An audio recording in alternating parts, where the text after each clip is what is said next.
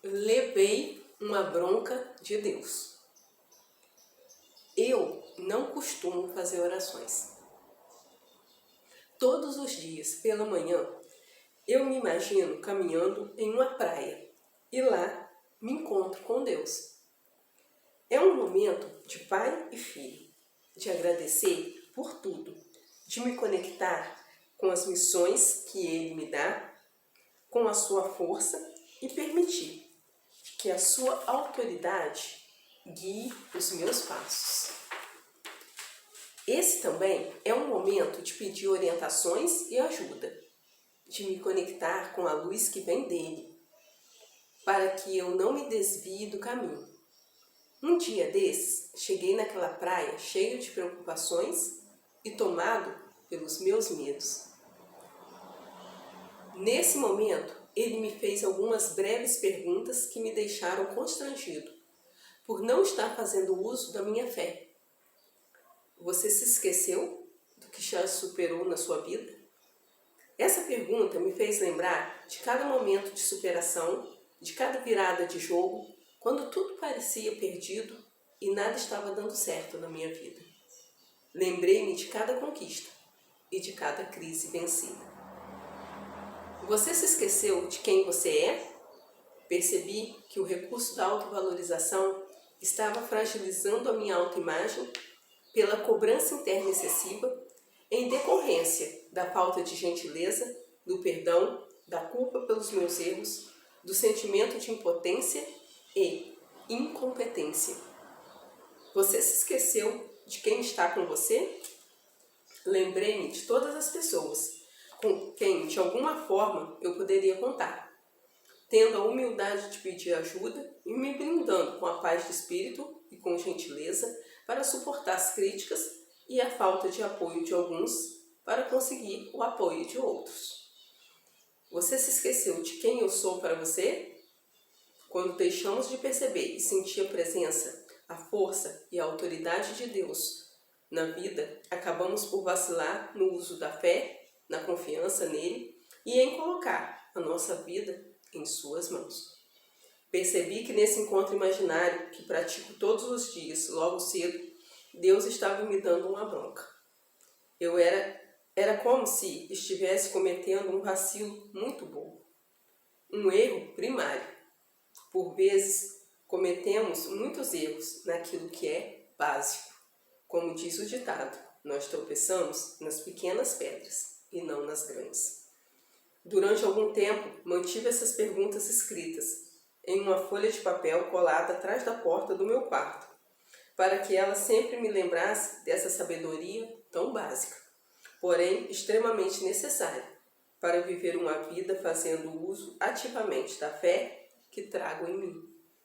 Eu o convido agora a se fazer com paciência e gentileza essas perguntas e refletir por um breve momento sobre as respostas que vão surgir.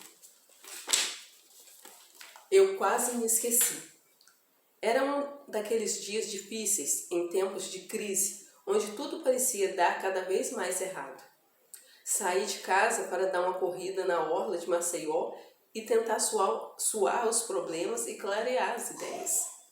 Às vezes precisamos dar um tempo sobre o foco na solução dos problemas e tentar relaxar um pouco para voltarmos à busca das soluções por outras perspectivas e alternativas.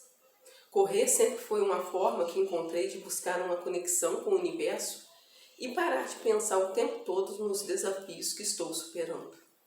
Especialmente naquele dia, estava me sentindo perdido e sem saída para os problemas que enfrentava. Parecia que não havia uma possível solução e me veio a sensação de estar sozinho para superar aquilo tudo. Aquele momento pesava sobre os meus ombros como toneladas de preocupações, e eu já estava perdendo as esperanças sobre a minha capacidade de resolver aquilo tudo. Na volta da corrida, eu estava passando pela igreja de São Pedro, uma paróquia que ficava no caminho de casa e, caminhando pela calçada, ouvi um coral cantando: Meu Pai, meu Pai, meu Pai, meu Pai do céu. Eu quase me esqueci que o seu amor vela por mim. Aquela mensagem chegou ao meu coração como uma mão que tocasse meu ombro, como uma mensagem de Deus me dizendo: lembra-se que eu estou aqui. Se estava me sentindo só, talvez não fosse porque as pessoas ou até Deus tivessem me abandonado, mas simplesmente porque estava me isolando, me fazendo sozinho e não estava me conectando com a minha fé, com aquilo que me guiou por toda a vida. Lembro-me que depois daquele dia em que ouvi o coral cantando, nunca mais me esqueci de prestar atenção a algo tão evidente: a presença e a força de Deus na minha vida, em tudo que sou, tenho e faço. Levar a galinha para casa, vezes confiança em Deus.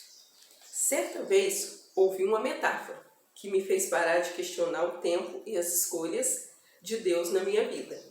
Ela falava sobre uma criança que chorava desesperadamente, implorando para que sua mãe levasse uma galinha para casa. Era curioso que, por mais que a mãe tentasse explicar para o seu filho que não dava para criar uma galinha em um apartamento, ele não se conformava e continuava a chorar. Essa parábola fazia uma analogia entre a criança que não conseguia entender o porquê de não poder levar a galinha para o seu apartamento e os pedidos que fazíamos para Deus e não conseguimos entender o porquê de ainda não termos realizado cada um deles. Coleciono inúmeros momentos na memória de coisas que deram errado quando eu mais precisava que dessem certo. Mas pouco tempo depois, oportunidades foram criadas por aquele insucesso, com boas e merecidas aspas. Anterior, que jamais seriam possíveis sem aquele tropeço. Esse é um exercício bastante prático dos 4 outros recursos da imunidade emocional, relacionados à fé. De paciência sobre a fé, tudo no tempo de Deus. Confio a minha vida nas mãos dele, que seja feita a sua vontade. De paz de espírito sobre a fé, não importa o que aconteça lá fora, decido manter a minha paz aqui dentro. De autovalorização relacionada à fé, eu sei quem eu sou, o que já superei na vida, do que sou capaz, quem está comigo e quem Deus é para mim. De gentileza sobre a fé, não julgar ou questionar as decisões de Deus sobre a minha vida. As coisas não fazem sentido, mas dão errado e certo no tempo certo, do jeito certo. A vida é como um filme, onde acontecem várias coisas que, aparentemente, não fazem o menor sentido, mas no fim das contas, tudo se encaixa e quando você passa a olhar a sua história do presente para o futuro, percebe que há um propósito em todos os erros e acertos, uma simetria milimétrica para que tudo ocorra do jeito que precisa acontecer. Não foram poucos os contratos de consultoria e auditoria que perdi, que me permitiram buscar e conquistar outros contratos melhores, bem mais lucrativos que os anteriores, e com inúmeras vantagens sobre a localização e condições de trabalho. Um dia eu estava saindo de uma sala de licitação cabisbaixo e desanimado por não ter conseguido renovar um contrato, e semanas depois estava assinando um novo contrato diferente, muito mais lucrativo e com várias vantagens para a prestação do serviço. Tudo tem uma razão de ser.